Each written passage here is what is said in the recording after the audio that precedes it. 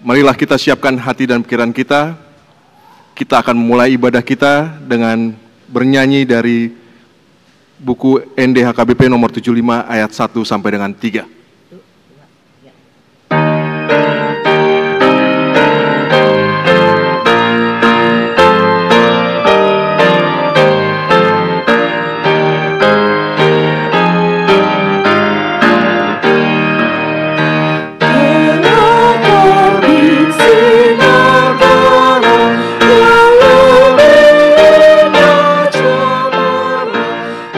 Dari sanak jauh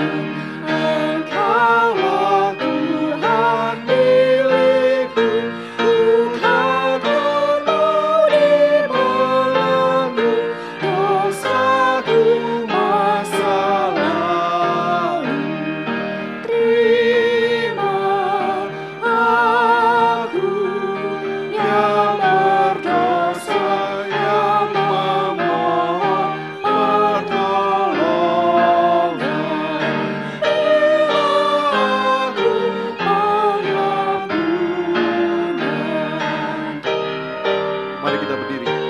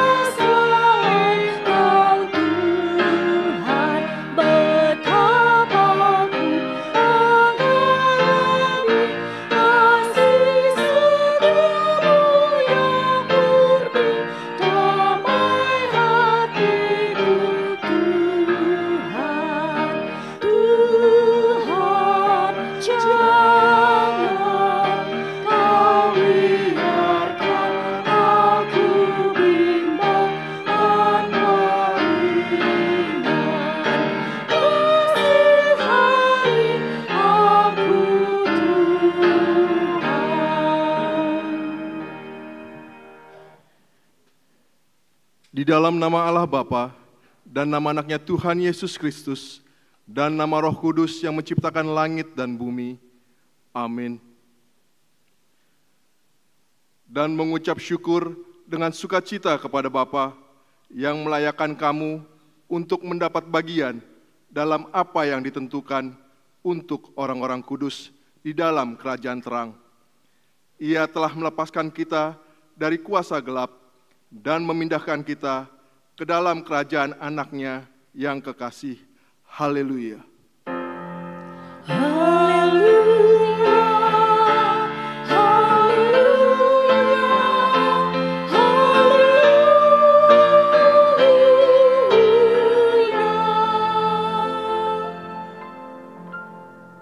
Marilah kita berdoa. Ya Tuhan yang Maha Kuasa, Bapa kami yang di surga, Engkau memberitakan kepada orang-orang Majus dari timur kelahiran anak-Mu yang tunggal, Tuhan Yesus Kristus. Sinarilah hati kami sehingga melalui Dia kami mengenal kepercayaan yang benar dan dapat memandang kemuliaan kekal yang disediakan bagi kami yang percaya kepada anak-Mu, Tuhan Yesus Kristus Tuhan kami. Amin.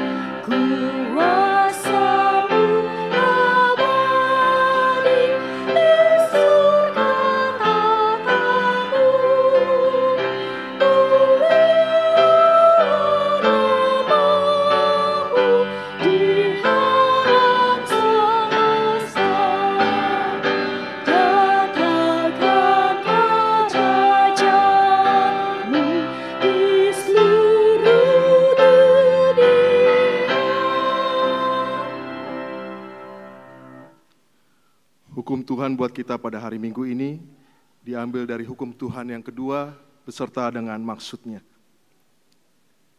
Titah kedua. Jangan perbuat bagimu patung yang menyerupai apapun yang ada di langit atau yang ada di bumi atau yang ada di dalam air di bawah bumi untuk disembah atau dituruti. Maksudnya adalah kita harus takut serta kasih kepada Allah. Sebab itu, jangan bersembah sujud kepada Allah lain atau meminta kehidupan daripadanya. Dan jangan memanggil roh-roh atau berkeyakinan kepada tenungan-tenungan dukun. Dan jangan yakin kepada benda-benda bernama atau sakti. Demikianlah hukum Tuhan. Marilah kita meminta kekuatan dari Tuhan, melakukannya sesuai dengan hukumnya. Ya Tuhan Allah, kuatkanlah kami melakukan yang sesuai dengan hukum-Mu. Amin.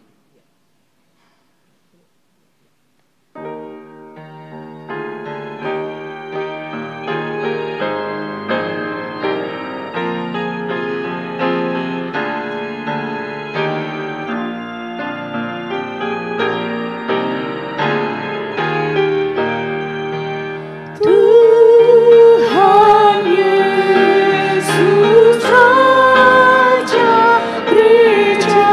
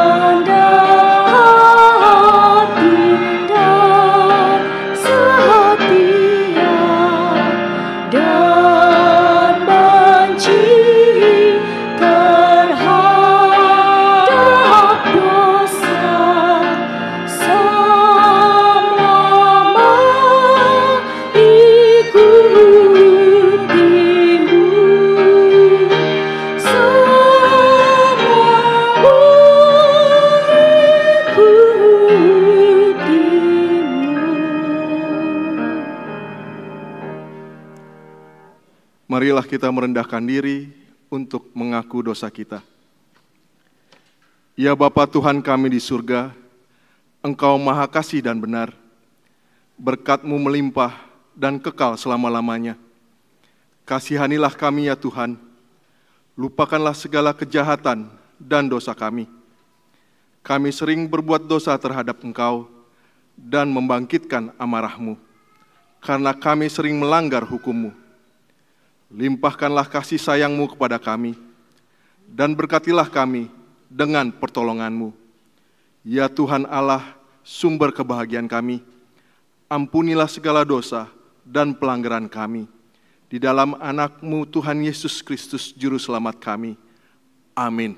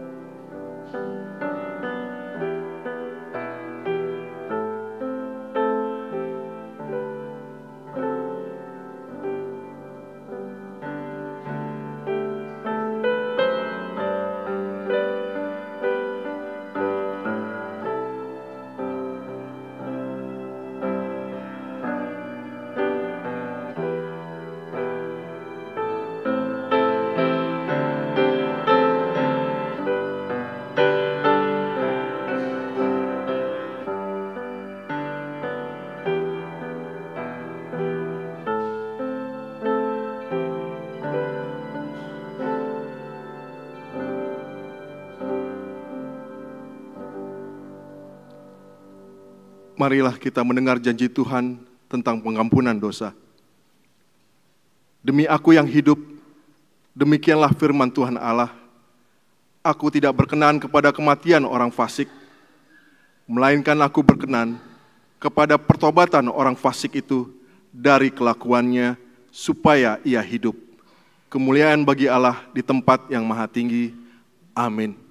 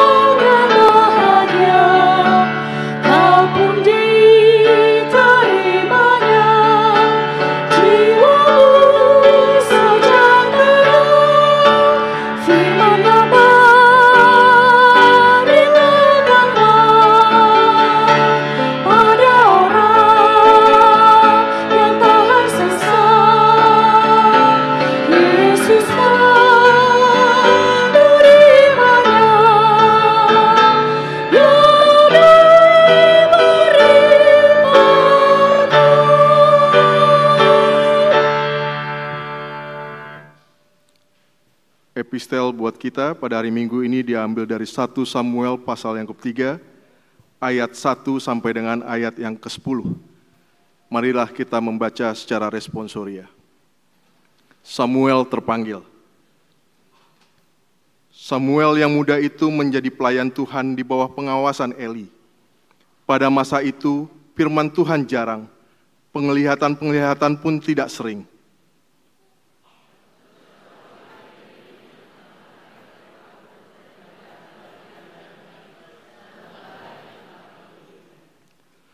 Lampu rumah Allah belum lagi padam. Samuel telah tidur di dalam bait suci Tuhan, tempat tabut Allah. Lalu Tuhan memanggil, Samuel, Samuel, dan ia menjawab, "Ya Bapa." Lalu berlarilah ia kepada Eli, serta katanya, "Ya Bapa, bukankah Bapa memanggil aku?" Tetapi Eli berkata, "Aku tidak memanggil, tidurlah kembali." Lalu pergilah ia tidur. Dan Tuhan memanggil Samuel sekali lagi. Samuel pun bangunlah, lalu pergi mendapatkan Eli serta berkata, "Ya Bapa, bukankah Bapa memanggil aku?" Tetapi Eli berkata, "Aku tidak memanggil anakku, tidurlah kembali." Samuel belum mengenal Tuhan, firman Tuhan belum pernah dinyatakan kepadanya. Dan Tuhan memanggil Samuel sekali lagi, untuk ketiga kalinya. Ia pun bangunlah, lalu pergi mendapatkan Eli serta katanya, "Ya Bapa, bukankah Bapa memanggil aku?" Lalu mengertilah Eli bahwa Tuhanlah yang memanggil anak itu.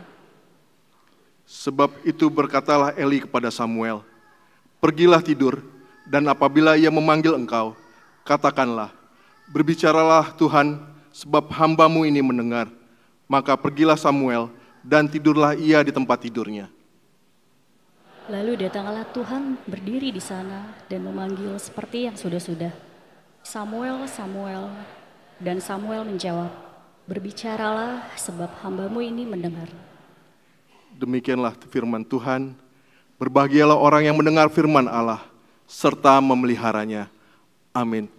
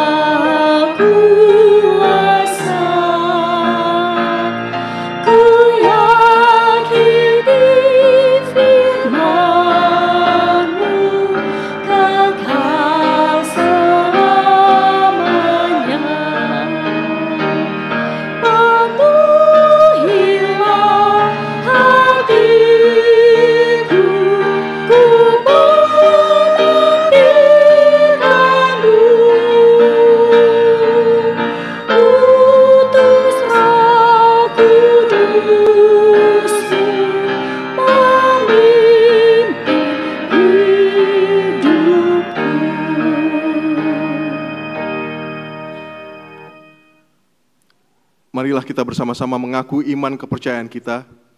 Sebagaimana teman-teman seiman di seluruh dunia, kita bersama-sama mengucapkannya. Aku percaya kepada Allah, Bapa yang Maha Kuasa, Khalik langit dan bumi.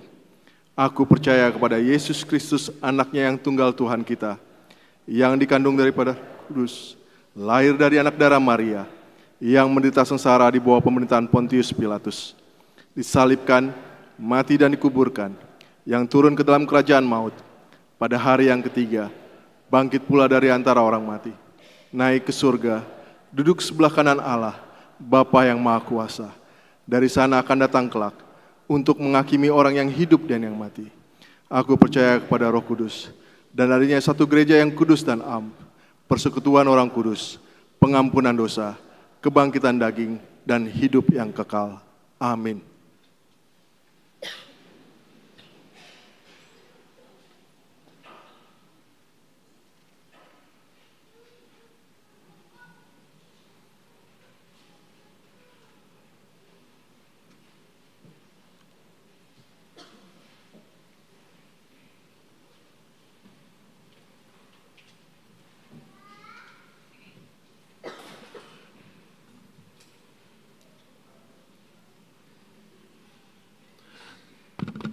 Shalom, selamat hari Minggu buat kita semua.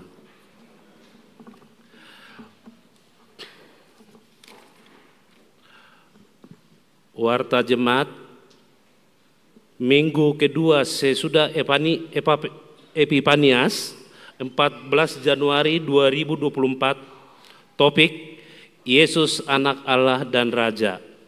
Yang pertama, nama minggu. Nama minggu kita hari ini adalah minggu kedua sesudah Epifanias, yang artinya penampakan Allah menjadi manusia. Kedua, pisah sambut pendeta fungsional. Sesuai surat keputusan pimpinan pusat HKBP nomor SK 610 /PDT /09/2023, Pendeta Jojor Boru Pardede MTH akan melayani sebagai pendeta fungsional di HKBP Resort Rawamangun, dan SK nomor 480 /PDT SK /09/2023, Pendeta Weslin Budiman Dalimunte MTH sebagai pendeta fungsional melayani di HKBP Resort Kebayoran Lama. Pengukuhan pendeta fungsional di HKBP Resort Kebayoran Lama akan dilaksanakan pada hari Minggu 21 Januari 2024 pukul 10.30 waktu Indonesia Barat, dan dilanjutkan dengan acara pisah sambut bertempat di Aula Sopo Praja lantai 2. Mari kita bawakan dalam doa agar acara ini dapat berjalan dengan baik. Ketiga, amplop khusus tanda kasih. Pada hari ini 14 Januari 2024 pukul 10.30 WIB, pukul 7.30 WIB dan pukul 10.30 WIB dan pukul 15.30 WIB akan berjalan persembahan keempat, yaitu amplop khusus dengan stempel sebagai tanda kasih atas pelayanan Ibu Pendeta Jojor Boru Pardede MTH di HKBP Resort Kebayoran Lama. Keempat, kata sambutan panitia pembangunan.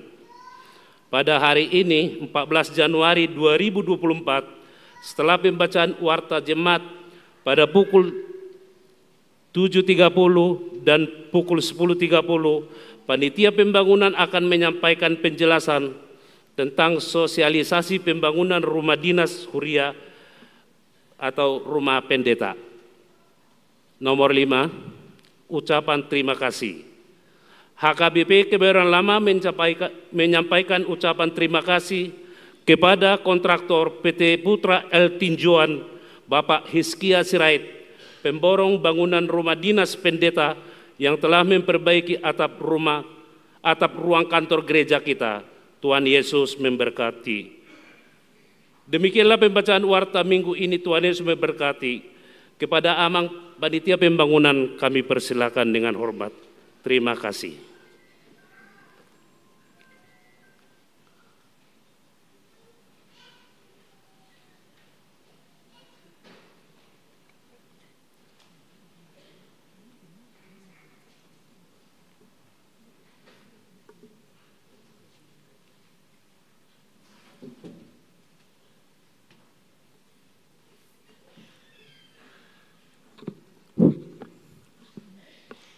Shalom, salam sejahtera bagi kita semua, Manginang. Selamat hari Minggu. Masih dalam suasana tahun baru. Selamat tahun baru. Mantap.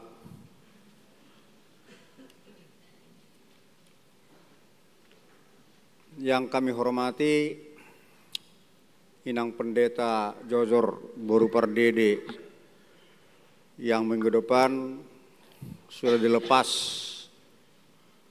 untuk perpindahan ke HKBP Rawamangun. Jadi maknanya memang dilepas, bukan diusir ya. Tadi pagi bilang saya di Palau katanya, enggak lain. Dilepas secara resmi karena mendapat tugas panggilan yang baru di Rawamangun, gereja yang termasuk yang tua dan jemaatnya kalau nggak salah sampai 9.000 loh tuh. 9.000. Suatu promosi barangkali, kira-kira begitu. Selamat ya Nang ya. Nah pinar sangapan nih kamu semua perhalado yang melayani pada kebaktian kedua ini.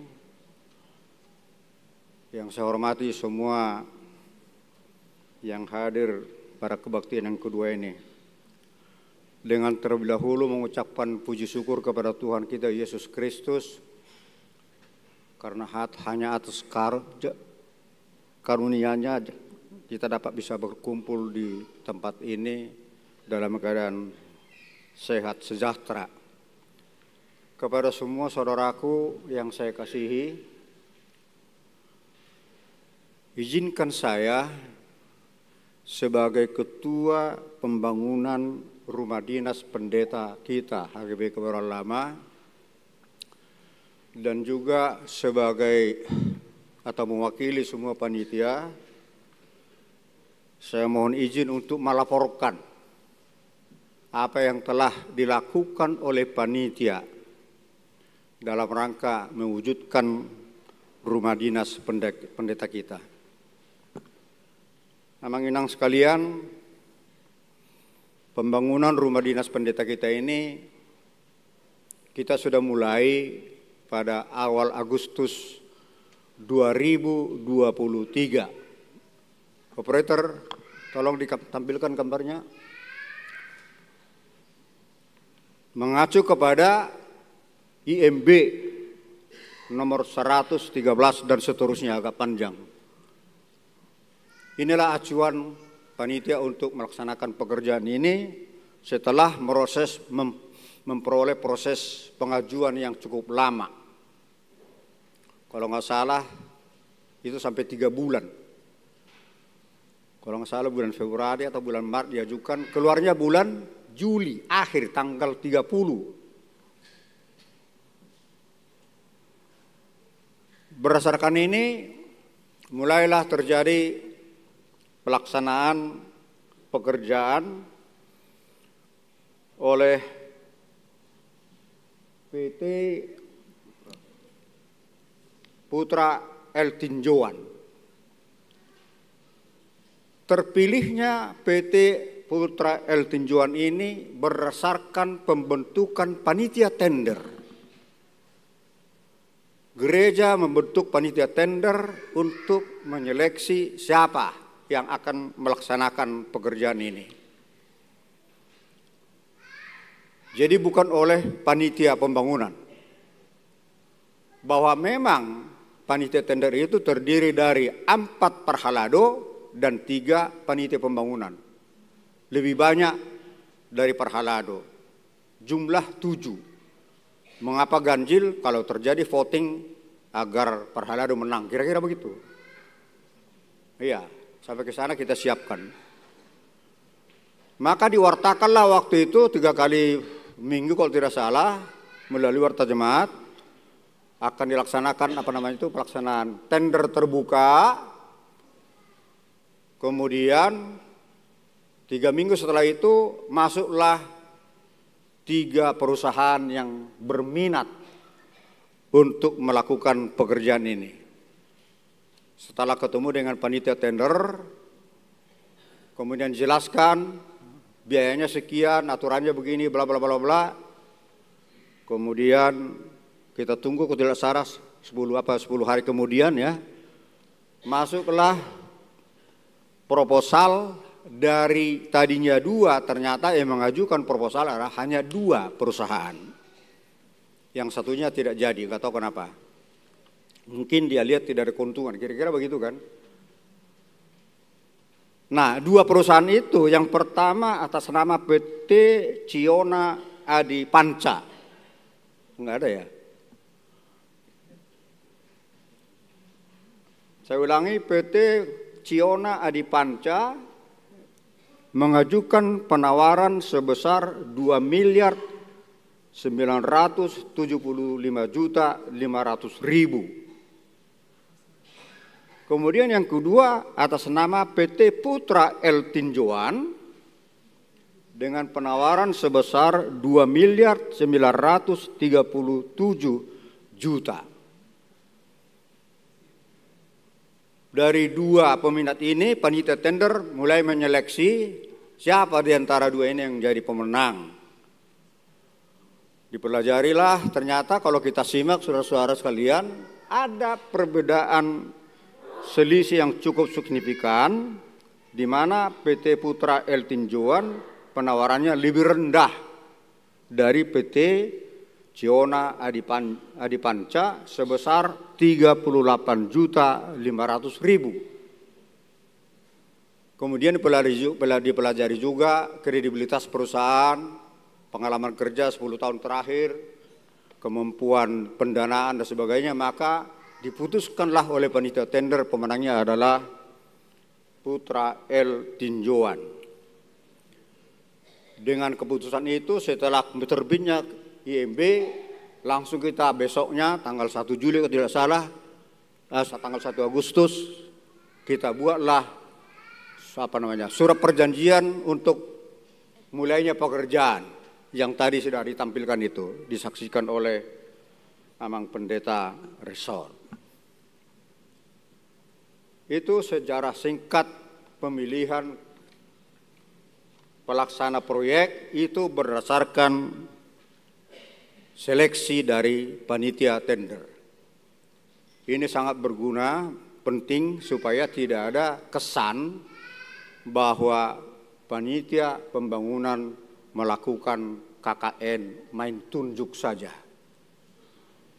Ini yang kita hindari, dan puji syukur kepada Tuhan telah menentukan itu atas campur tangan Tuhan, terpilihlah PT Putra El Tinjuan ini. Itu mengenai proses tendernya. Kemudian setelah terjadi proses tender, penertanganan bla bla bla, kemudian dimulailah pekerjaan ini dengan peletakan batu pertama atau ground training pada tanggal 7 Agustus 2023. Di sini ada, sebetulnya ada berapa lupa saya, tetapi di sini ada pendeta resort, pendeta fungsional, ketua pembangunan, kemudian mewakili penasehat panitia yang melaksanakan ground training pada tanggal 7 Agustus yang lalu itu. Mulai dari situlah berjalan pembangunan itu sampai sekarang. Kemudian pada tanggal 13 kemarin hari Sabtu, Amang Inang sekalian, telah kami laksanakan topping off, menyatakan bahwa proyek pekerjaan kita ini sudah mendekati penyelesaian 50% dari target 100%. Dengan simbol secara seremonial peletakan pemasangan atap terakhir yang dilakukan tanggal kemarin hari Sabtu, dan sebagai wujud ucapan terima kasih kita kepada Tuhan yang telah memberkati pekerjaan itu, dan sekaligus sebagai wujud pertanggungjawaban panitia terhadap stakeholder, semua ruas sebagai pemilik modal di dalam permainan ini. Inilah pemasangan atap kemarin tanggal 13, dan diarahkanlah kebaktian untuk mensyukuri berkat Tuhan tersebut. Jadi sampai detik kemarin sudah mencapai 50%, tinggal finishing. Jadi mulai besok itu sampai April, ini kan proyek akan dilaksanakan selama 9 bulan. Dimulai Agustus, kemudian akan diakhiri pada April, 4 bulan lagi. Mudah-mudahan semua berjalan dengan baik sehingga sudah terjadi nanti serah terima dari kontraktor kepada kita selaku pengguna dari proyek ini. Saudara sekalian, saya ingin menjelaskan sedikit tentang rumah yang kita bangun ini. Rumah dinas pendeta yang kita bangun ini terdiri dari 3 unit rumah. Istilahnya unit ya. 2 unit untuk pendeta fungsional, 1 unit untuk pendeta resort. 2 unit untuk pendeta fungsional menghadap ke utara, kira-kira menghadap ke rumahnya Amang Situmorang itu. Kemudian 1 unit menghadap ke barat atau menghadap ke gereja untuk pendeta resort. Luas bangunan untuk pendeta fungsional 131 meter persegi, jadi dikali 2, masing-masing 131 meter persegi. Kemudian luas bangunan untuk pendeta resort 217 meter persegi, maka total luas bangunan keseluruhan adalah 479 meter persegi. Kemudian terdiri dari 3 rumah, 3 kamar tidur, masing-masing rumah 3 kamar tidur, terdiri dari 3 lantai, kemudian di bawahnya atau lantai 1 akan kita bangun fasilitas parkir kendaraan. Jadi rumah itu akan mulai dari lantai 2, lantai 3 penempatan rumahnya. Karena memang masalah parkir juga sangat kita perlukan untuk kepentingan kegiatan di gereja ini. Adapun teknologi yang digunakan untuk fondasi bangunan itu setelah disepakati oleh kita dan kontraktor, bagaimana struktur tanah letak proyek itu, letak bangunan itu, disimpulkan bersama bahwa kondisi atau lapisan tanah tempat bangunan itu didirikan persis sama dengan pada waktu kita dulu bangun Sopo Praja. Terdiri tanah merah, bukan kawasan rawa, tetapi tanah kering dan bagus untuk proyek bangunan. Maka mengacu dengan itu oleh para ahli yang di bidangnya disepakatilah, oke, kita bikin aja pondasinya teknologi cakar ayam. Kira-kira begitu. Kalau kita lihat contoh cakar ayam yang sudah sudah lama beroperasi di Republik ini, yaitu adalah landasan lapangan terbang Cikarang. Itu dulu rawa semua. Dibangun dengan teknologi cakar ayam, sampai sekarang juga nggak ada masalah, bagus banget. Kita tahu bersama pesawat yang landing dengan ukuran besar itu bisa membawa beban sampai 30.000 ton. Ternyata landasannya nggak ada masalah, tetap aja awet, utuh. Kemudian tiang-tiangnya itu, saya gunakan istilah tiang lah ya, itu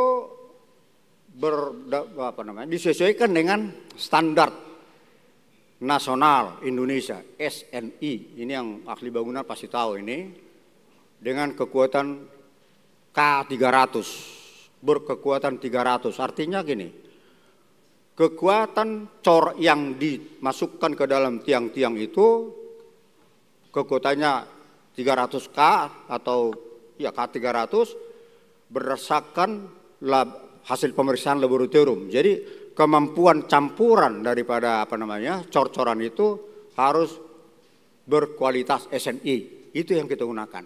Jadi bukan asal cor-coran, tidak. Itu betul-betul sesuai dengan SNI. Supaya apa? Supaya lebih tahan terhadap gempa. Kira-kira begitu mengenai sedikit penjelasan tentang bangunan yang sudah kita kerjakan ini. Nah sekarang kemarin sudah topping off. Topping off itu apa sih maknanya?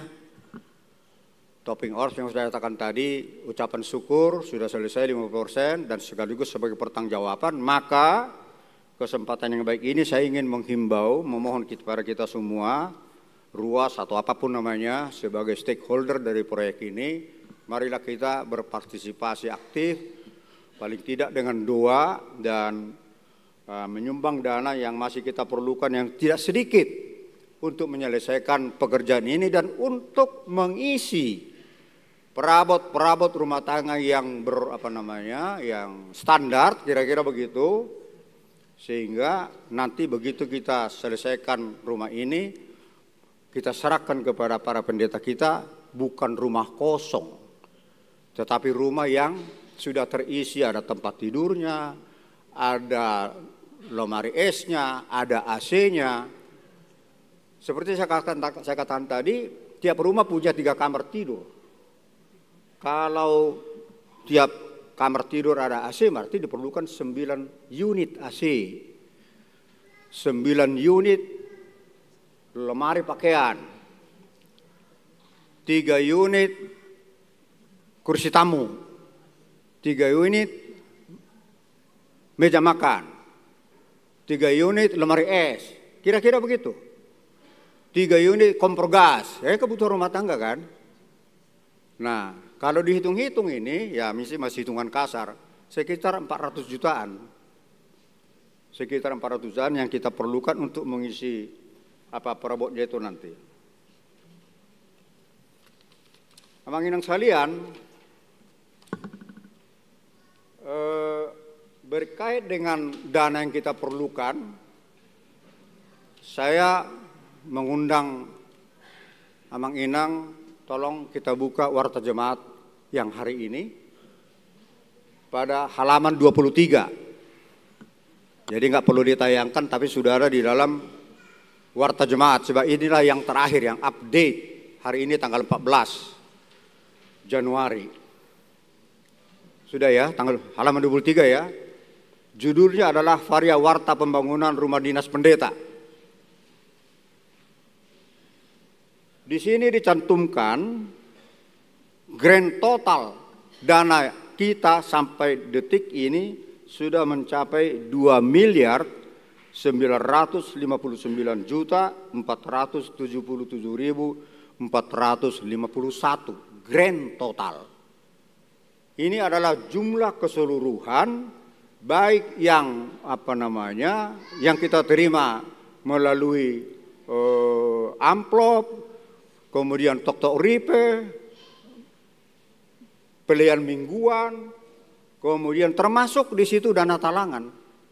Kita lihat di situ 01 itu dana DT di situ, dana talangan 150 juta dari 2 keluarga yang memberikan pinjaman kepada panitia yang nanti akan kita kembalikan.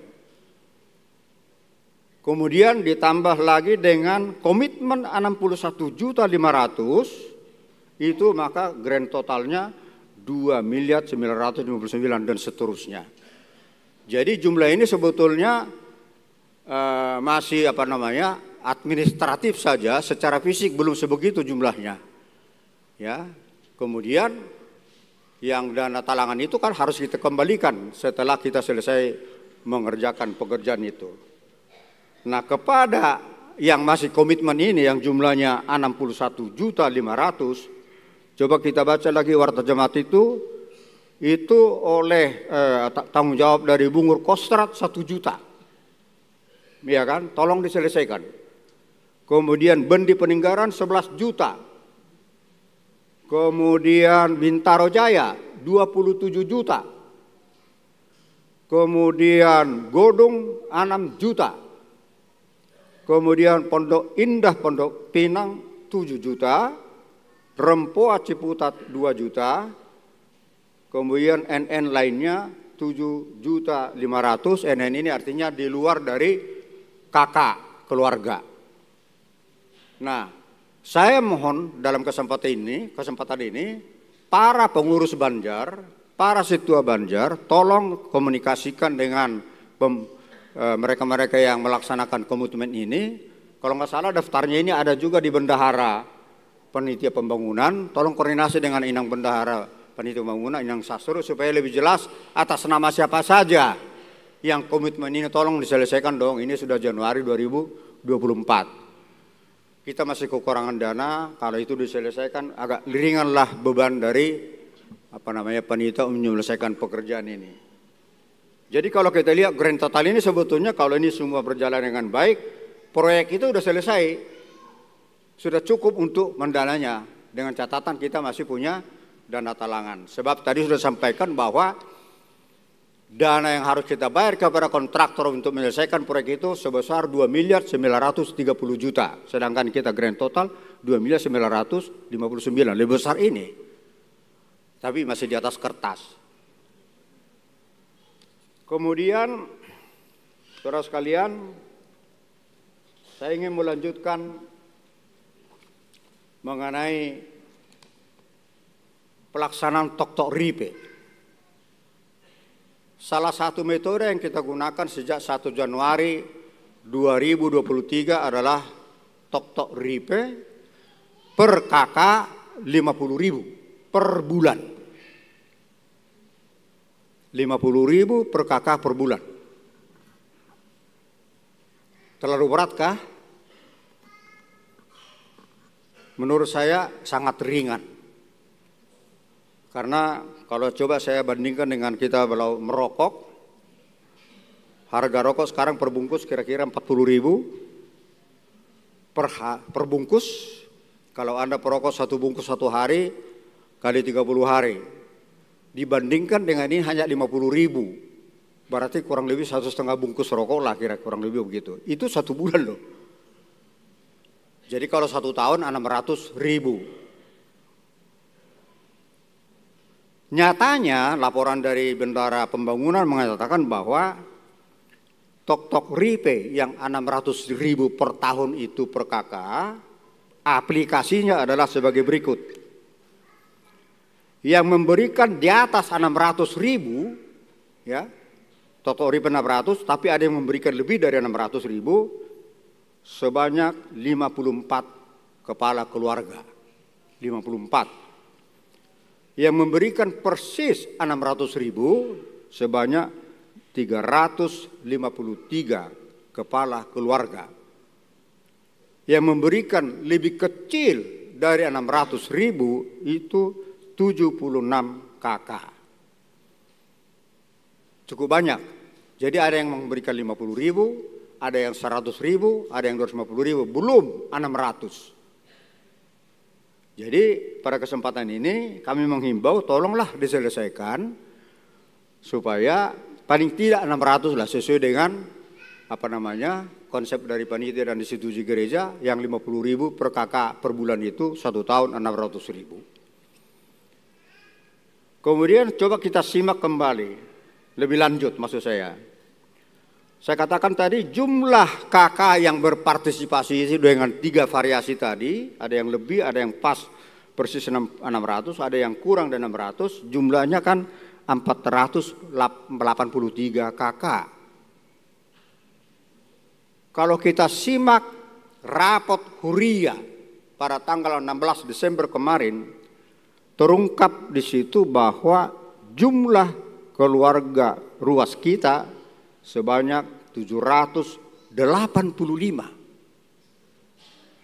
Saya pun agak tanda tanya ini. Benarkah ini 765 KK? Apakah ini sudah diupdate tiap bulan atau bagaimana? Sehingga muncul di rapot Huria 785. Oke.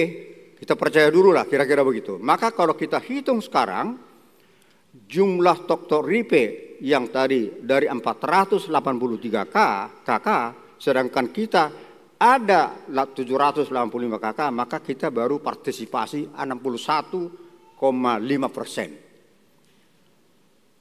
61,5%. Kalau ini dikaitkan dengan pemilu, ini udah menang ini. Tapi ini bukan urusan politik. Ini urusan pendanaan dan partisipatif. Jadi Tok Ripe itu dikandung maksud adalah kita semua keluarga ini adalah tanggung jawab kita bersama. Mari kita bersama-sama bergotong royong saling menolong supaya pekerjaan itu selesai indah pada waktunya. Oleh karena itu untuk tahun 2024 ini kami sudah mengusulkan kepada Parhalado agar Tok Ripe ini dilanjutkan dengan harapan paling tidak partisipasi 500 KK. Jadi ada peningkatan sedikit. Kalau di sini kan tadi saya bacakan tadi baru 483. Jadi kalau ada 500 KK kali 600.000 sudah 300 juta. Puji Tuhan. Mudah-mudahan lebih. Kemudian amplop yang biru yang untuk pembangunan kami sarankan tetap berjalan sampai Desember 2024. Kalau kita asumsikan sekitar 7 juta per minggu kali saya katakan 40 minggu aja deh, jangan 52 minggu setahun. Mengapa demikian? Karena kalau bulan November kita sudah sibuk dengan Pesta Gotilon, Desember sudah sibuk dengan Natal, katakanlah 40 minggu kali 7 juta per minggu berarti sudah sekitar 280 juta. Itulah harapan kita, semoga ini bisa tercapai. Saya yakin bisa tercapai. Saya menyimpulkan pengalaman kita menyelesaikan pekerjaan Sopo Praja, itu bisa indah kok pada waktunya. karena partisipasi dari seluruh anggota HKBP Kebayoran Lama.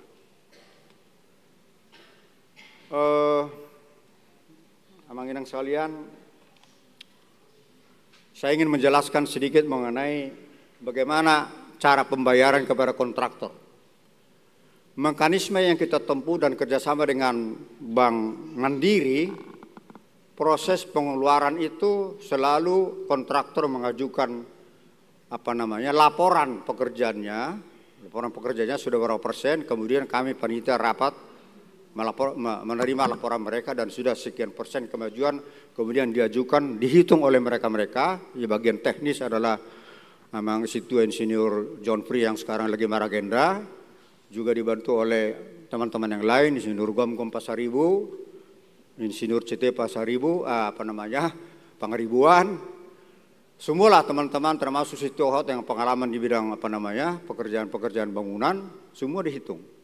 Kemudian kalau memang sudah layak dari laporan pekerjaan itu, kenaikan segala macam, diminta sekian-sekian, baru disetujui, saya sebagai ketua tanda tangan persetujuan itu, kemudian diserahkanlah itu kepada bendahara,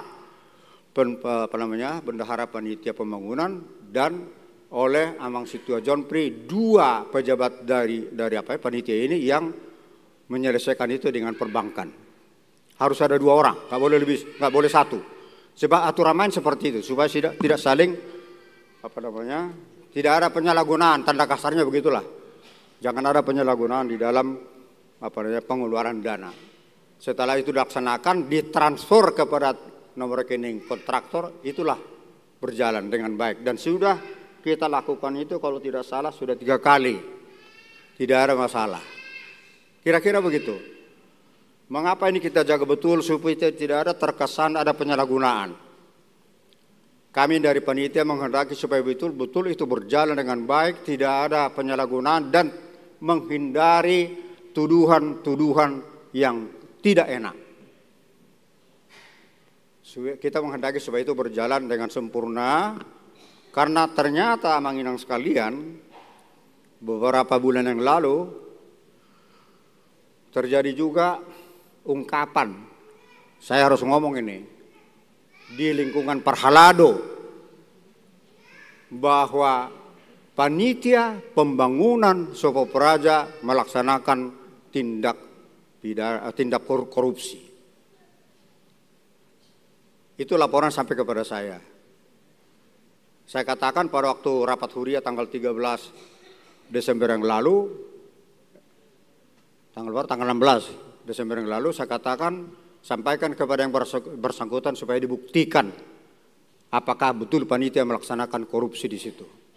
Pada waktu kita bangun Sopo Praja, ini udah selesai 5 tahun yang lalu, muncul lagi sekarang ada tuduhan itu, sangat betul-betul sakitnya sampai di sini. Oleh karena itu saya katakan pada waktu rapat huria itu, silakan buktikan. Sekarang tanggal 16 Desember 2023, Anda saya beri waktu sampai 31 Desember 2023, berapa hari itu? 15 hari lagi. Kalau itu Anda bisa buktikan bahwa ada tindakan korupsi di situ, Anda saya bayar 20 juta. Saya katakan seperti itu. Tetapi kalau Anda tidak bisa membuktikan, maka konsekuensi logisnya saya tuntut kepada Anda supaya Anda gantung baju tohonan untuk selama 2 tahun. Iya dong. Harus keras juga. Karena 20 juta itu bukan uang sedikit bagi saya. Itu sudah saya hitung adalah tunjangan pensiun saya untuk 6 tahun. Tapi nggak apa-apa, akan saya berikan itu kepada dia kalau bisa dia buktikan. Gitu loh. Jadi jangan sembarang ngomong. Mulutmu adalah harimaumu. Saya khawatir tabiat ini, karakter ini muncul juga nanti di pembangunan rumah dinas pendeta, asal ngomong. Oleh karena itu pada kesempatan ini mohon izin Inang Pendeta, saya tantang lagi sekali lagi Anda yang menyebut itu. Ini tanggal 14 Januari. Saya tunggu Anda sampai tanggal 31 Januari, buktikan ucapanmu itu tetap berlaku kemarin. Saya bayar 20 juta. Tapi kalau tidak, oke, paling tidak Anda minta maaf lah. Jangan kau anggap itu berlalu seperti angin lalu saja. Kalau Anda tidak ada respon, di mata saya Anda adalah seorang pengecut dan munafik. Sedikit saya agak keras dan mungkin model preman ini. Tapi terpaksa begitu Manginang. Supaya mulut itu kita jaga gitu loh. Hata bata berdok parse borado hata. Jadi jangan asal ngomong. Kira-kira begitu yang perlu saya sampaikan pada kesempatan ini. Maka izinkan saya untuk menyampaikan kesimpulan. Yang pertama, tadi sudah sampaikan, mohon Tok Ripe yang masih belum 600 diselesaikan, dan Tok Ripe ini masih berlanjut sampai akhir tahun 2024. Amanginang 50.000 tolonglah diusahakan kalau bisa lebih dari 500 KK. Yang kedua, amplop biru tetap jalan sampai akhir bulan, akhir tahun. Nanti kita lihat perkembangannya, kalau memang sudah mencukupi ya kita hentikan aja, nggak ada masalah. Yang ketiga, komitmen tadi yang 61 juta sekian yang sudah saya bacakan banjar-banjarnya, mohon bantuan ke pengurus Banjar, ketua-ketua Banjar, situa-situa Banjar untuk menggugah mereka, sesuai Banjarnya tolong dong diselesaikan karena panitia sangat membutuhkan. Ini tahap finishing, memerlukan dana yang tidak jangan terlambat lah, kira-kira begitu. Kemudian kami panitia bersepakat untuk melaksanakan pekerjaan ini dengan menggunakan sistem open management, terbuka terhadap kritikan, masukan, termasuk yang isu masalah dana kah, masalah konstruksi kah, silakan. Begitu bicara dana, kita ada dua, yaitu apakah ketua bidang dana Amang Situa Hot Seniper atau melalui langsung ke bendahara. Silakan klarifikasi. Ada hal-hal yang silakan. Kita bukan menutup diri, tidak. Yang kami tidak suka, tidak klarifikasi langsung muncul isu. Itu yang saya tidak suka. Bu, gentleman dikit lah, kira-kira begitu kan. Jadi open management aplikasinya kami membuka diri untuk menerima masukan kalau ada berbicara masalah dana silakan Situa Host sebagai ketua, berbicara masalah konstruksi ada Situa Insinyur John Pri yang ahli bidangnya, silakan dikoordinasikan. Kemudian saya mengusulkan sekali lagi, mohon gereja membentuk tim verifikasi. Karena tim verifikasi kita yang lama, Amang Antonius Simanjuntak sudah mengirim surat cinta kepada Huria untuk mengundurkan diri dari fasilitasnya sebagai verifikator. Dalam permainan membangun rumah dinas ini, saya mohon dibentuk oleh gereja. Saya lebih senang itu diperiksa supaya betul-betul kita clean and clear, meninggalkan area ini dalam keadaan hati lapang, tulus, dan ikhlas tanpa ada cacat sedikit pun. Kira-kira itu tujuannya. Kita harapkan setelah itu jangan lagi ada muncul bla-bla-bla yang tidak kita harapkan. Kemudian itulah yang bisa kami sampaikan pada kesempatan ini. Mohon maaf bila ada tutur kata yang tidak berkenan, barangkali agak keras. Tapi memang ya kalau kita diajak preman ya kadang-kadang kita jadi preman juga, kira-kira begitu. Demi harga diri dan harga diri dan kebenaran. Itu loh, jangan salah ngomong. Kira-kira begitu. Kami panitia tidak adalah adalah hamba-hamba Tuhan yang tidak berguna. Itulah yang bisa kami sampaikan pada kesempatan ini. Terima kasih atas perhatian dan mohon bantuan doa, material dan lain-lain supaya pekerjaan ini indah pada waktunya, paling lambat April 2024. Terima kasih, Tuhan memberkati. Horas.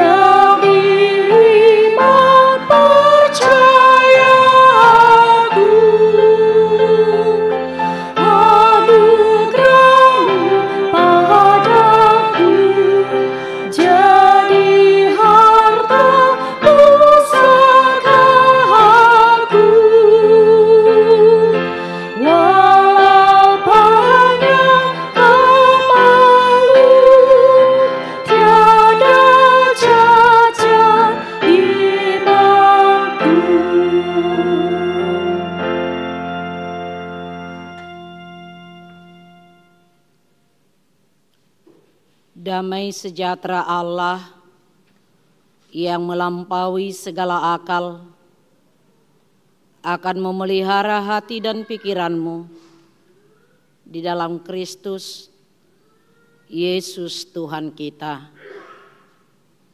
Amin. Jemaat yang dikasihi oleh Tuhan kita Yesus Kristus, sebelum kita lanjutkan pembacaan firman Tuhan hari ini, saya mau menyampaikan kepada kita semua, Bapak Ibu Saudara-saudara, bahwa inilah terakhir sekali saya berkhotbah di depan mimbar ini, di atas mimbar ini, sebagai pendeta di HKBP Kebayoran Lama. Seperti tadi kita sudah dengarkan warta di hari Minggu tanggal 21 Januari di ibadah pukul 10.30 kami akan diberangkatkan dari gereja kita ini untuk melanjutkan pelayanan kami di HKBP Rawamangun. Seperti yang saya katakan tadi, ini yang terakhir, walaupun mungkin suatu saat kami mungkin boleh diundang berkhotbah di sini, tapi bukan lagi sebagai pelayan di gereja kita HKBP Kebayoran Lama ini. Dan puji Tuhan, kita sudah dengar tadi Bapak Ibu Saudara-saudara laporan dari panitia pembangunan kita. Saya turut bersukacita walaupun saya tidak bisa menikmatinya lagi. Ya, tapi sukacita itu tetap ada. Karena saya melihat sungguh luar biasa kerja keras dari panitia, penasehat, tua-tua jemaat kita di sini, dan juga seluruh jemaat yang saling dukung-mendukung, saling mendoakan, sehingga kita bisa lihat Amanginang, yaitu rumah dinas gereja kita sebentar lagi akan rampung, dan sama-sama kita akan melihat pendeta kita akan tinggal di sana. Kami tetap mendoakan untuk semuanya itu. Dan hari Minggu seperti saya katakan tadi pukul 10.30 ibadah, kita boleh bersama-sama amang di sana untuk bersama-sama berdoa memberangkatkan kami dari gereja kita ini bersama dengan keluarga nanti melanjutkan pelayanan kami yaitu di gereja HKBP Rawamangun. Kalau nanti Amanginang makan bakmi siantar di Rawamangun, panggil saya Amanginang ya. Inang kami di sini, saya akan lari ke sana untuk ikut makan bakmi siantar ya. Ya karena dekat kan, sebelahan. Ya, rope yau mulai diundak kamu. Ya, jadi sama-sama kita hari Minggu Inang. Tapi mungkin kalau mungkin ada sebagian kita hari Minggu tidak hadir ya, karena mungkin berbagai kegiatan. Tapi dari kami semua keluarga Amanginang horas madihita saluhutna. Ya, walaupun sudah pukul 12 kurang seperempat, sabar sedikit Amanginangnya. Saya lihat sudah ada lihat jam. Nggak ada ini yang bona tahun kan? Ada, nggak ada ya? Nggak ada lagi bona tahun karena udah ibadah seharusnya ya. Iya, firman Tuhan yang menjadi khotbah kita pada hari ini tertulis dalam kitab Yohanes pasal 1 dimulai dari ayat 43 sampai dengan ayat 51. Demikian pembacaan firman Tuhan, saya membacakannya untuk kita semuanya. Pada keesokan harinya Yesus memutuskan untuk berangkat ke Galilea. Ia bertemu dengan Filipus dan berkata kepadanya, "Ikutlah aku." Filipus itu berasal dari Betsaida, kota Andreas dan Petrus. Filipus bertemu dengan Natanael dan berkata kepadanya, "Kami telah menemukan Dia yang disebut oleh Musa dalam kitab Taurat dan oleh para nabi, yaitu Yesus, anak Yusuf dari Nazaret." Kata Natanael kepadanya, "Mungkinkah sesuatu yang baik datang dari Nazaret?"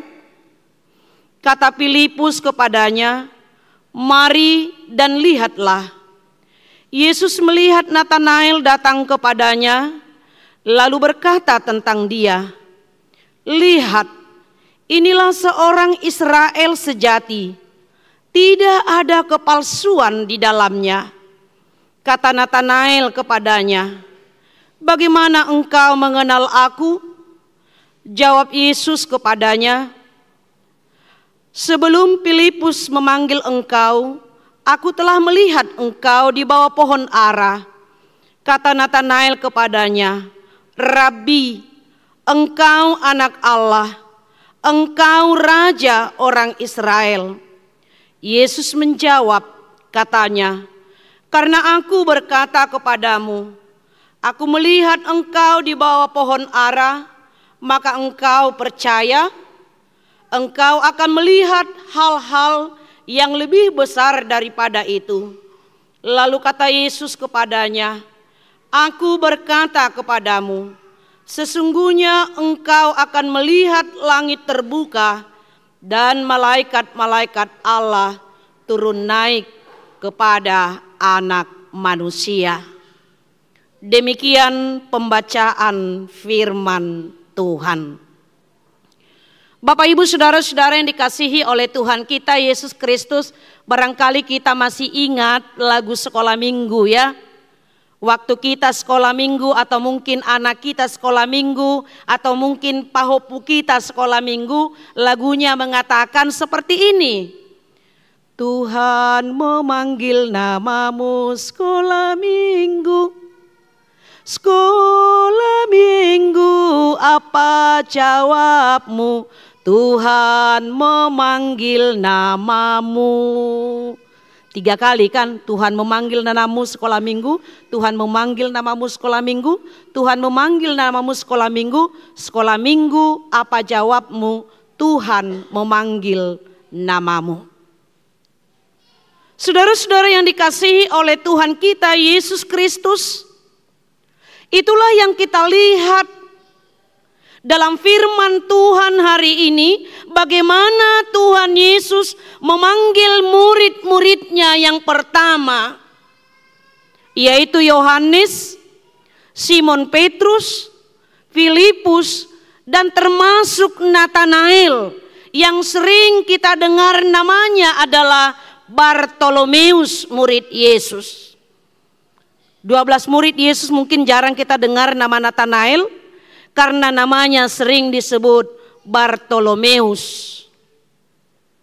Inilah pemanggilan Tuhan Yesus terhadap murid-muridnya yang pertama. Bapak, Ibu, saudara-saudara, apa yang mau kita lihat? Dari perjumpaan, dari percakapan, dari pemanggilan, dari pemilihan Yesus kepada murid-muridnya yang pertama. Yang pertama mau kita lihat dari nats ini adalah bagaimana yang pertama Allah mengenal kita dengan sempurna. Allah mengenal kita dengan sempurna. Bapak, Ibu, saudara-saudara, seperti kita tahu, Allah memanggil murid-muridnya dari berbagai latar belakang. Ada yang dari penjala ikan seperti Yohanes, seperti Yakobus tadi kita lihat, Simon Petrus dan Filipus. Dia penjala ikan. Kita tahu juga Matius seorang pemungut cukai, tapi Tuhan panggil sebagai muridnya. Dan kita tahu juga Tuhan memanggil, yaitu Yohanes, seorang intelektual, ahli filsafat, untuk menjadi seorang muridnya. Latar belakang yang berbeda-beda.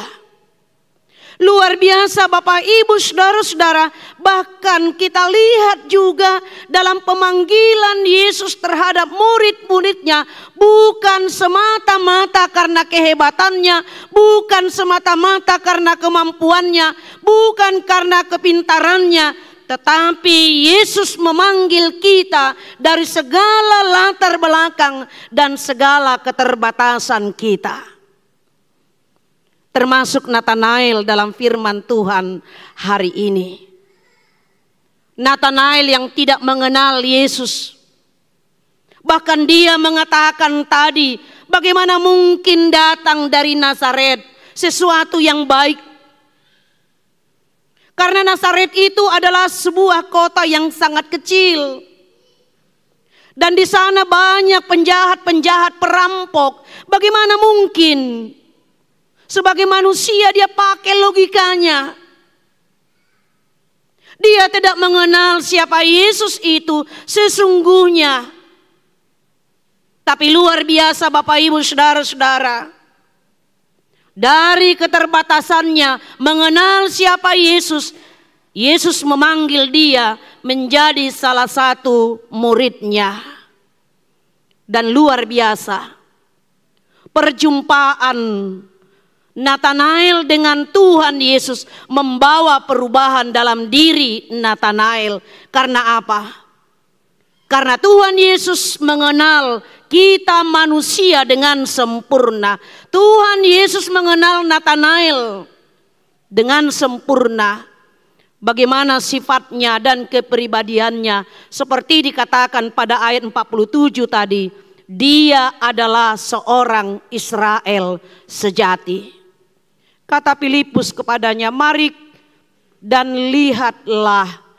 Yesus melihat Natanael datang kepadanya, lalu berkata tentang dia, lihat inilah seorang Israel sejati, tidak ada kepalsuan di dalamnya. Yesus mengenal Natanael dan mengetahui kebiasaan Natanael yang selalu berada di bawah pohon ara. Jadi pada waktu itu pohon ara itu adalah suatu tempat para rabi untuk belajar dan mengajar tentang Taurat Musa.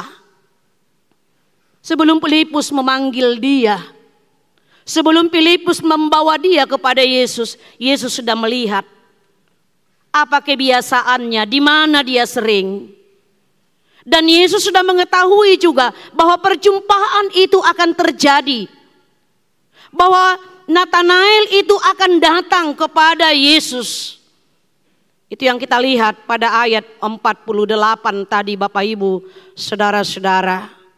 Seperti dikatakan pada ayat 48. Kata Natanael kepadanya, bagaimana engkau mengenal aku? Jawab Yesus kepadanya, sebelum Filipus memanggil engkau, aku telah melihat engkau di bawah pohon ara. Dan ini yang membuat Natanael kaget, membuat Natanael tersentuh. Karena Allah mengenal dia dengan sempurna. Tuhan tahu, Yesus tahu di mana keberadaannya. Dan tidak ada seorang manusia pun pengenalan Yesus ini terhadap Natanael, pengenalan kita terhadap sesama manusia. Sedangkan kita orang tua mungkin ya Bapak Ibu saudara-saudara, kita tidak sempurna mengenal sifat, kepribadian, karakter, kebiasaan anak-anak kita. Kita tidak tahu apa yang dilakukan oleh anak-anak kita di luar sana. Kita tidak tahu apa yang terjadi kepada anak-anak kita di luar daerah sana. Tapi hanya Tuhan yang tahu. Kita juga mungkin Bapak Ibu saudara-saudara, walaupun mungkin kita sudah ada yang berumah tangga sampai 50 tahun. Tapi pengenalan kita akan suami kita, akan istri kita tidaklah sempurna. Kita selalu belajar dan belajar untuk memahami, untuk mengenal siapa pasangan kita. Makanya dikatakan berumah tangga itu adalah selalu belajar dan belajar, dan yang menamatkannya adalah kematian. Tidak akan pernah tamat. Tapi kita lihat luar biasa Bapak Ibu Saudara-saudara. Tuhan Yesus mengenal dan bahkan tahu di mana dan bagaimana kepribadian daripada Nathanael, seperti yang disaksikan oleh pemazmur dalam Mazmur 139 ayat 1 sampai dengan ayat 10. Tidak panjang amanginang ya. Ya, tidak panjang, saya akan bacakan. Bagaimana kesaksian pemazmur tentang kemahatauan dan keberadaan Tuhan di dalam hidupnya. Tuhan, Engkau menyelidiki dan mengenal aku. Engkau mengetahui kalau aku duduk dan berdiri. Engkau mengerti pikiranku dari jauh. Engkau memeriksa aku kalau aku berjalan dan berbaring. Segala jalanku Kau maklumi. Sebab sebelum lidahku mengeluarkan perkataan, sesungguhnya semuanya telah Kau ketahui, ya Tuhan. Dari belakang dan dari depan Engkau mengurung aku, dan Engkau menaruh tangan-Mu ke atasku. Terlalu ajaib bagiku pengetahuan itu, terlalu tinggi, tidak sanggup aku mencapainya. Kemana aku dapat pergi menjauhi Roh-Mu? Kemana aku dapat lari dari hadapan-Mu? Jika aku mendaki langit, Engkau di sana. Jika aku menaruh tempat tidurku di dunia orang mati, di situ pun Engkau. Jika aku terbang dengan sayap fajar dan membuat kediaman di ujung laut, juga di sana tangan-Mu akan menuntun aku dan tangan kanan-Mu memegang aku. Luar biasa Bapak Ibu Saudara-saudara. Allah yang maha hadir, omnipresent. Allah yang maha tahu, omniscientia. Pengetahuan dan kehadiran Allah tidak dibatasi oleh tempat, tidak dibatasi oleh situasi, tidak dibatasi oleh waktu. Tidak ada yang tersembunyi di hadapan Tuhan. Tuhan tahu keluhan kita. Tuhan tahu apa yang kita doakan. Tuhan tahu apa yang kita harapkan. Tuhan tahu apa yang ada di dalam hatimu, apa yang ada di dalam pikiranmu saat ini. Dia tahu sesungguhnya sebelum kita berkata-kata, Dia sudah tahu apa yang kita ucapkan. Sebelum kita melakukan sesuatu, Dia sudah tahu apa yang kita pikirkan dan rencanakan. Tidak ada yang tersembunyi di hadapan Tuhan. Betul-betul dan sungguh-sungguh Yesus itu Tuhan Allah kita mengenal siapa kita, karena Dia adalah pencipta kita. Dia adalah pemilik kita. Kalaupun kita punya orang tua, keluarga, ya, orang tua itu hanya sebagai penitipan. Kalau orang Batak bilang katakan palumean. Ya, Tuhan menitipkan anak-anak itu kepada orang tua. Yang kedua, apa yang mau kita lihat Bapak Ibu Saudara-saudara? Perjumpaan kita dengan Yesus Kristus adalah melalui firman-Nya. Ya, dengan firman Tuhan kita dituntun untuk mengalami perubahan. Tapi yang menjadi pertanyaan Bapak Ibu Saudara-saudara, apakah kita berjumpa dengan Yesus itu pada saat ini? Jangan-jangan kita hadir di sini amang inang, tapi kita tidak berjumpa dengan Yesus. Perjumpaan kita itu adalah di dalam firman-Nya. Dan itu membawa perubahan. Perubahan yang pertama adalah yaitu memiliki iman yang teguh kepada Yesus. Sama seperti tadi Nathanael yang mulanya dia tidak mengenal Yesus, tapi ketika dia sudah datang bertemu dan bercakap-cakap, berjumpa dengan Yesus, dia mengatakan bahwa Yesus itu adalah anak Allah dan Raja. Yesus adalah anak Allah dan Raja. membawa perubahan, yaitu semakin menguatkan kita dalam iman percaya kita. Karena itu Bapak Ibu Saudara-saudara, hendaknya kita yang selalu mendengarkan firman Tuhan, yang selalu membaca firman Tuhan, itu akan membawa perubahan, membawa penguatan kepada kita. Ya apalagi sekarang ini kan, satu hari mungkin ya banyak kita membaca firman Tuhan melalui WA grup ya. Banyak kali sekarang grup kan, grup Banjar lah ya, grup alumni mulai dari SD sampai perguruan tinggi coba. Grup parsahu tahun, grup marga, mulai marga kita, marga suami atau istri, marga tulang kita. Belum lagi grup saupung, banyak kali kan. Nah, pagi-pagi itu sudah datang ya kiriman firman Tuhan. Kadang-kadang belum dibaca sudah dikirim lagi, tak tahu kita apa isinya. Sudah dikirim lagi ke orang lain kan. Padahal kita nggak baca. Nah, atau mungkin kita hadir di sini Bapak Ibu Saudara-saudara, sebelum tadi kita datang ke sini, kita sudah mendengarkan mungkin khotbah melalui YouTube kan? Sudah banyak kita dengar, bahkan mungkin kita hadir di sini bukan lagi menjadi seorang pendengar yang baik tentang firman Tuhan, tapi kita menjadi seorang pembanding. Oh itu nggak benar itu yang pendeta itu, ya. Tadi aku dengar nggak seperti itu khotbahnya, kan gitu. Nggak pas itu, nggak enak inang pendeta itu, nggak cocok, nggak pas.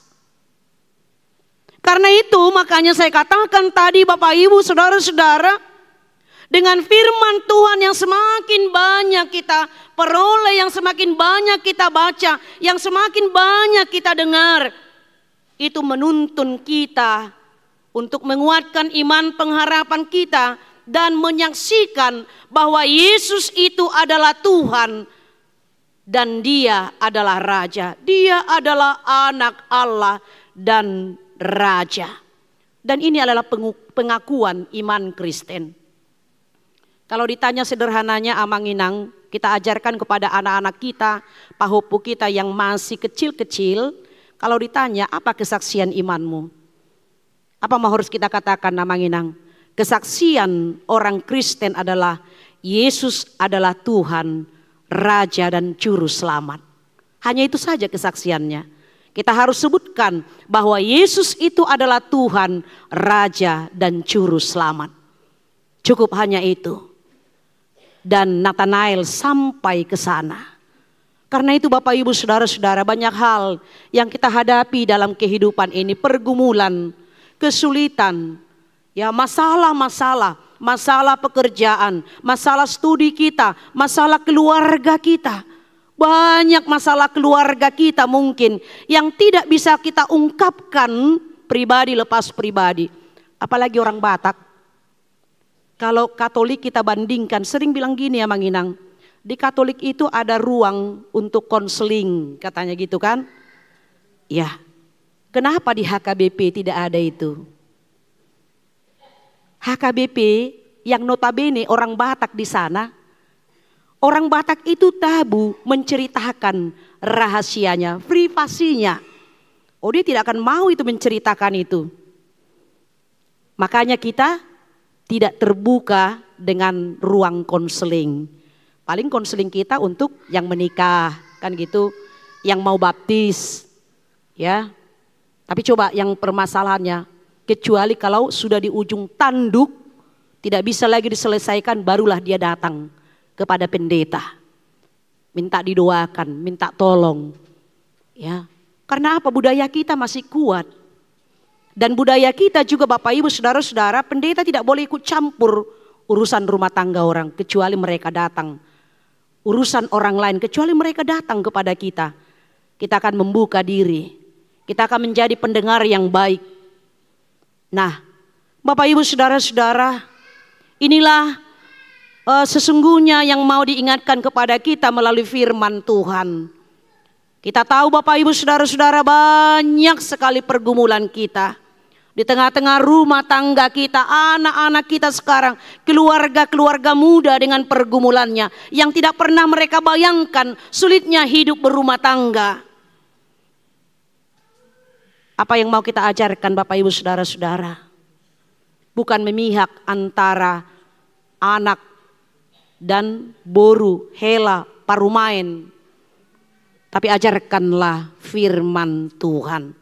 Supaya dalam pergumulannya mereka kuat menyudahi, yaitu nanti sampai maut memisahkan mereka. Karena gampang sekali sekarang Amanginang, maaf, kata-kata cerai, sirang mahita.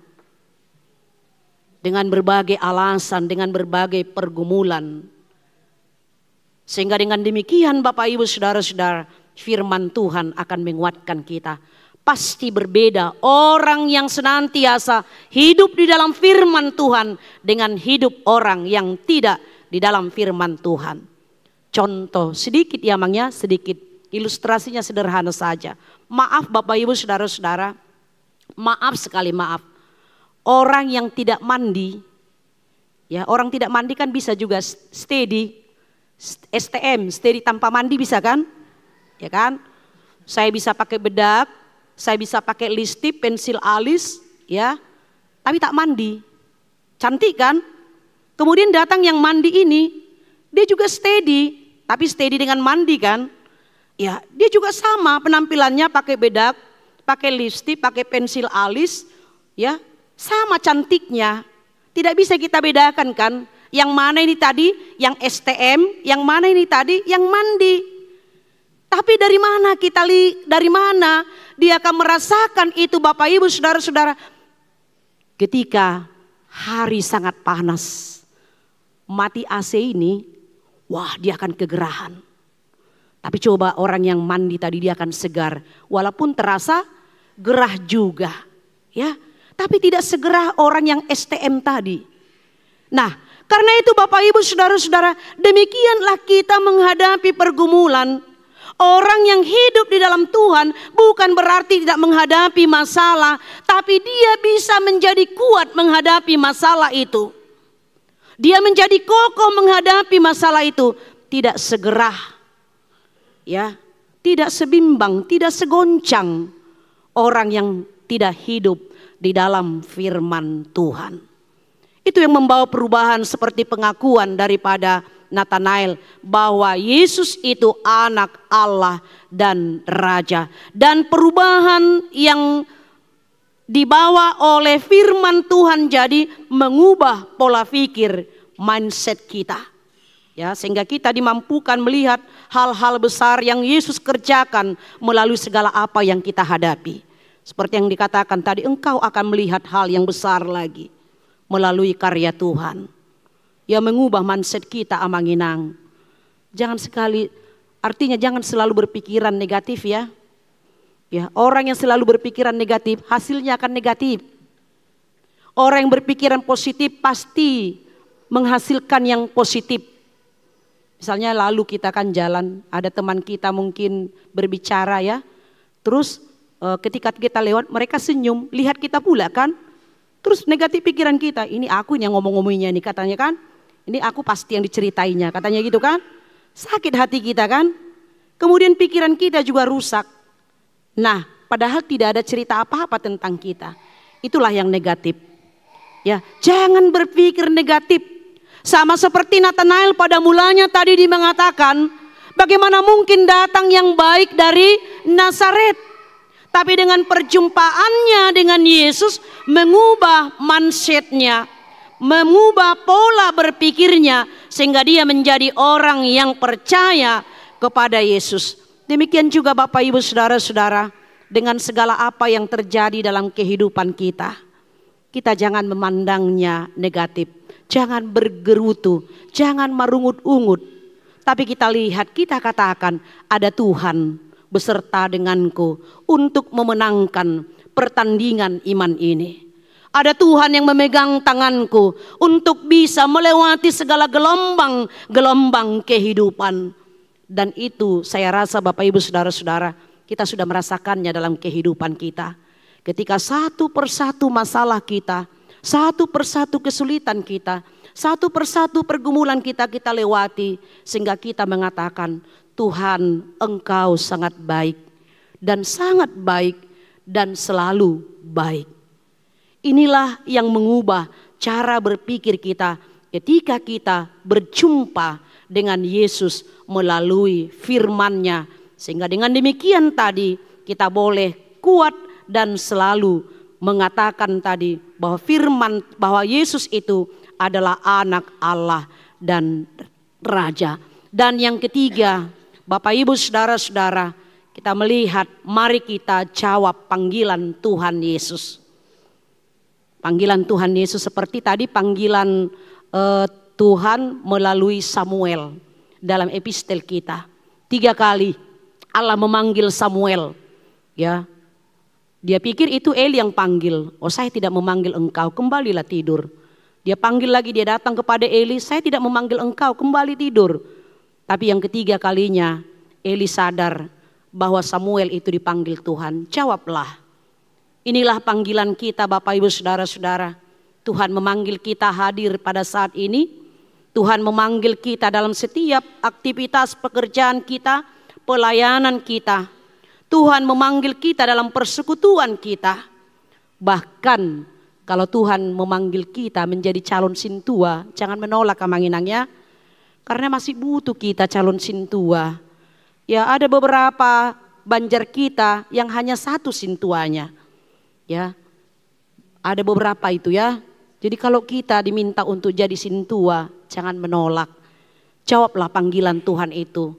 Sama dengan Nathanael tadi, dia datang, berjumpa, bercakap-cakap. Sehingga dia dikuatkan, dimampukan untuk menjalani kehidupannya. Karena kita tahu Bapak Ibu Saudara-saudara, seperti saya katakan tadi, kita dipanggil Tuhan bukan dari kesempurnaan. Bukan dari kehebatan kita, tapi justru Tuhan panggil dari kekurangan. Karena ini selalu menjadi alasan bagi kita. Kenapa enggak mau jadi sintua? Iya Inang Pendeta, saya tidak tahu apa-apa. Saya tidak bisa, saya tidak mampu. Siapa rupanya yang mampu? Kami aja yang sudah sekolah 5 tahun, kami tidak mampu. Ya, tapi kita dikuatkan oleh Tuhan dalam pelayanan di lapangan. Apa yang kami peroleh di bangku sekolah 5 tahun itu hanya akademik. Tapi prosesnya, pelajaran itu kami banyak dapat dari melihat dan mendengar di pelayanan di tengah-tengah jemaat. Tidak ada apa-apanya. Sekarang apakah kita mau diproses dengan ketulusan kita, dengan kejujuran kita, bukan dengan kepura-puraan. Seperti tadi Yesus mengenal Nathanael itu, dia katakan dia adalah Israel yang sejati, bahkan tidak ada di sana kemunafikan. Coba kita baca pada ayat 47 tadi ya. 47 saya bacakan. Kata Filipus kepadanya, mari dan lihatlah. Yesus melihat Nathanael datang kepadanya, lalu berkata tentang dia, lihat inilah seorang Israel sejati, tidak ada kepalsuan di dalamnya. Terus terang, terang terus. Ya, tidak ada kepalsuan, ketulusan, tidak ada kemunafikan.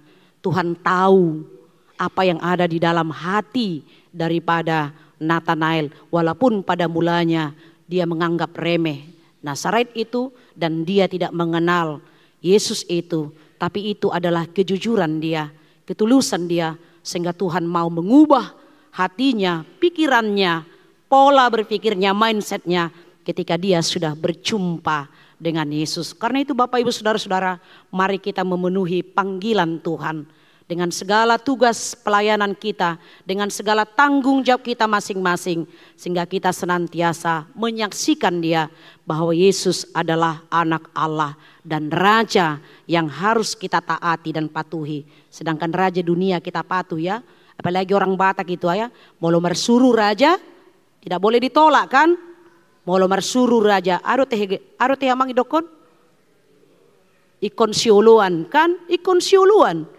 Apalagi Tuhan kita harus kita taati dan tunduk kepadanya, melakukan segala firman-Nya.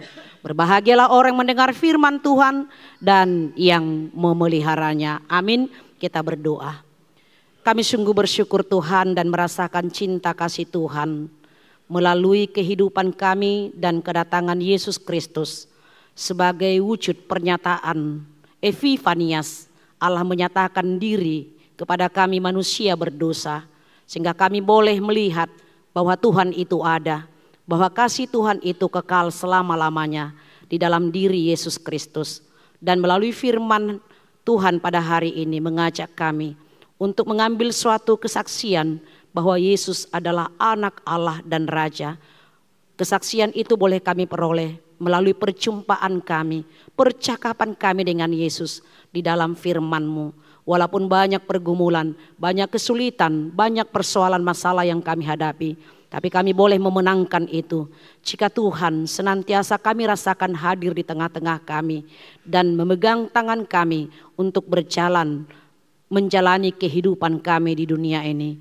Kami berdoa juga Tuhan buat seluruh persekutuan kami, pelayanan kami selama di tengah-tengah pelayanan di gerejamu HKBP Kebayoran Lama ini. Banyak hal yang telah kami perbuat dengan segala kekurangan, keterbatasan kami, ketidakmampuan kami. Tapi kami yakin dan percaya Tuhan, Tuhan sempurnakan semuanya itu melalui kasih setiamu. Supaya apa yang kami boleh layankan Tuhan, itu menjadi sukacita bagi kami, menjadi sukacita bagi jemaat-Mu, semangat bagi kami, menjadi puji-pujian hormat bagi Tuhan. Dan biarlah kiranya Tuhan Engkau memberkati seluruh jemaat-Mu di sini, mulai dari sekolah minggu remaja Naposo, ama, ina, lansia, semuanya kami bawakan kepadamu. Engkau memberkati mereka dalam berbagai pengharapan mereka, dalam berbagai pergumulan mereka. Biarlah firman Tuhan yang telah kami tabur selama ini Tuhan, itu boleh bertumbuh dan bahkan menghasilkan buah-buah yang baik dalam kehidupan kami, menuntun kami, mengubah hidup kami untuk semakin berkenan di hadapan Tuhan.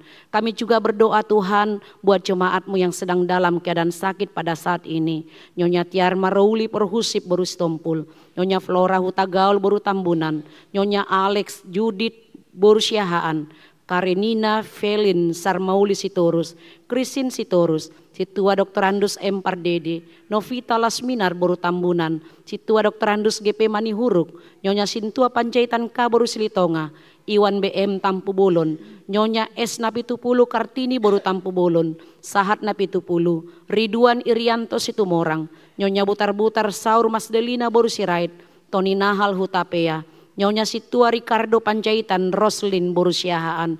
Biarlah kiranya Tuhan Engkau menjamah tubuh mereka, memberikan kekuatan dan pengharapan, supaya mereka kuat menjalani proses pengobatan, penyembuhan, pemulihan itu Tuhan. Supaya mereka boleh memperoleh kesembuhan melalui segala usaha yang dilakukan oleh keluarga sesuai dengan kehendak-Mu. Kami juga berdoa buat seluruh jemaat-Mu yang sedang bersukacita merayakan ulang tahun kelahiran dan ulang tahun perkawinan. Tuhan tambahkan segala berkat-berkat yang tidak kami bisa sebut satu persatu, supaya mereka semakin mengenal kebaikan Tuhan dan semakin memuji dan memuliakan nama-Mu. Kami juga berdoa buat seluruh anak-anak kami yang dalam studinya, memulai studinya dalam tahun ini. Biar kiranya Tuhan berikan hikmat kepada mereka, dan juga Engkau yang senantiasa menuntun mereka untuk meraih cita-cita mereka, supaya kami bersukacita senantiasa untuk memberangkatkan mereka untuk meraih cita-citanya sebagai orang tua. Terima kasih Tuhan, kami serahkan seluruh kehidupan kami hanya ke dalam tangan pengasihan-Mu saja. Dalam Kristus Yesus kami berdoa dan mengucap syukur. Amin. Kita bernyanyi dari buku nyanyian HKBP nomor 256 ayat 1 dan ayat berikutnya sambil mengumpulkan persembahan.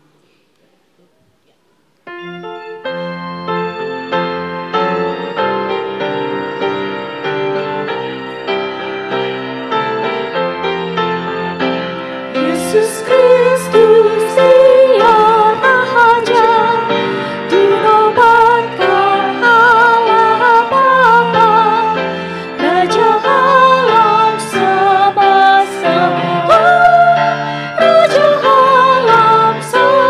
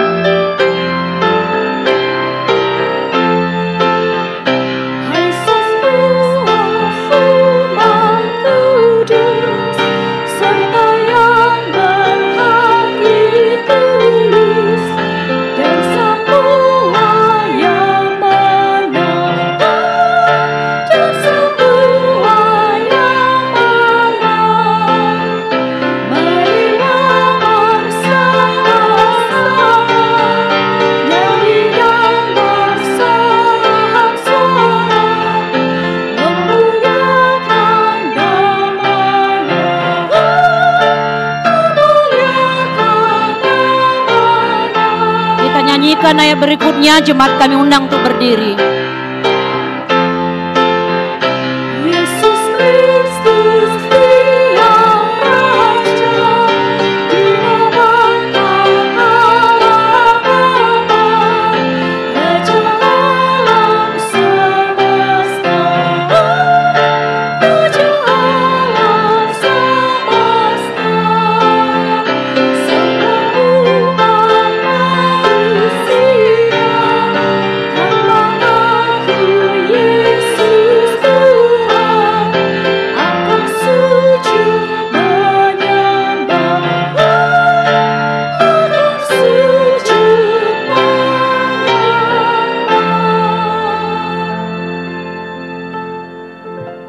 Marilah kita berdoa untuk menyerahkan persembahan kita kepada Tuhan. Ya Allah Bapa kami yang di sorga, kami mengaku bahwa Tuhan adalah sumber dari segala karunia yang melimpah dalam kehidupan kami masing-masing. Sebahagian daripada karunia itu, kami serahkan kembali sebagai persembahan kepada Tuhan. Terimalah dan berkatilah persembahan umat-Mu ini, agar dapat kami pergunakan untuk pekerjaan dan pelayanan kerajaan Tuhan di dunia ini. Bukalah hati kami untuk mengenal betapa banyak berkat dan karunia yang kami peroleh dari Tuhan, supaya kami senantiasa bersyukur kepadamu. Di dalam nama Yesus Kristus Tuhan kami. Amin.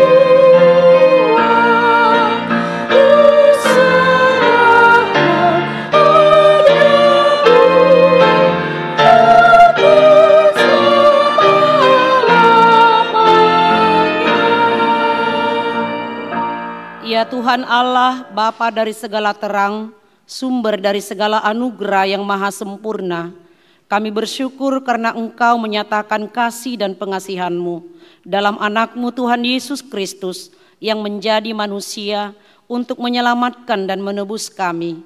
Kami merasakan kasih-Mu yang tidak dapat diukur panjang dan lebarnya, tidak terselami dalamnya, dan tidak terhingga tingginya. Kami memuji nama-Mu atas terbitnya terang Injil-Mu, sehingga kami dapat hidup dalam pengasihan-Mu. Kasihani dan terangilah hati kami di dalam Roh Kudus, agar kami dapat melihat kebesaran-Mu dan terang yang akan datang daripada-Mu. Bawalah kami kepada anak-Mu sebagai upah penderitaan dan kesengsaraannya yang menyelamatkan kami, sehingga kami berhenti berbuat dosa, tetapi setia beribadah sebagai pertanda terima kasih kami. Ketuklah hati jemaat-Mu agar rela mengorbankan hati dan miliknya sebagai kurban persembahan bagi anak-Mu Tuhan Yesus Tuhan kami. Nyatakanlah berita Injil kepada orang penyembah berhala dan yang belum mengenal-Mu, agar mereka datang kepada terang yang telah terbit itu. Berilah hamba-hamba-Mu sukacita, agar berita kesukaan cepat tersebar ke seluruh negeri di dunia ini. Berilah hikmat kebijaksanaan kepada pemerintah kami dan seluruh aparatnya, agar mereka turut serta melapangkan jalan berita Injil. Kiranya kami bersama mereka tunduk dan taat kepada perintah anak-Mu, Tuhan Yesus Kristus, Tuhan kami. Amin. Bapa kami yang di surga, dikuduskanlah nama-Mu, datanglah kerajaan-Mu, jadilah kehendak-Mu di bumi seperti di sorga. Berikanlah kami pada hari ini makanan kami yang secukupnya, dan ampunilah kami akan kesalahan kami, seperti kami juga telah mengampuni orang yang bersalah kepada kami. Dan janganlah membawa kami ke dalam pencobaan, tetapi lepaskanlah kami daripada yang jahat. Karena Engkau punya kerajaan dan kekuasaan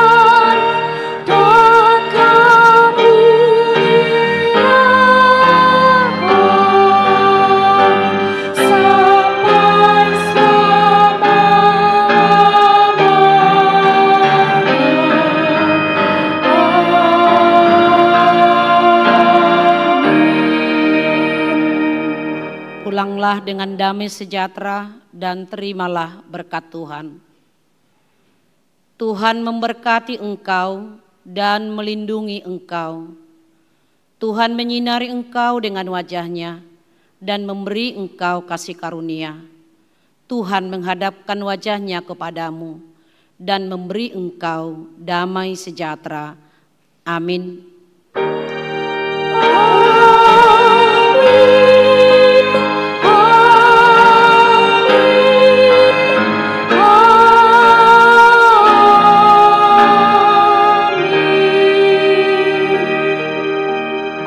Selamat hari Minggu buat kita semuanya.